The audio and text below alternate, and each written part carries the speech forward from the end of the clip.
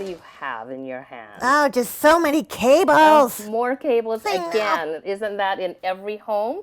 So my 3 solutions. First of all, you need to bundle them.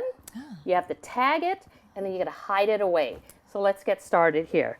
To bundle, you have products like this, whether they're Velcro or you have sort of bundling apparatuses.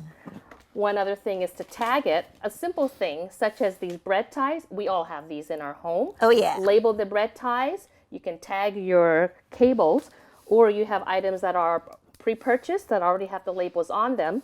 And lastly, it's hiding them away in this product as you see here, so no one can find them. How's Amazing. that? Let's get started. Yeah, totally. So what color do you want? Oh, I wonder-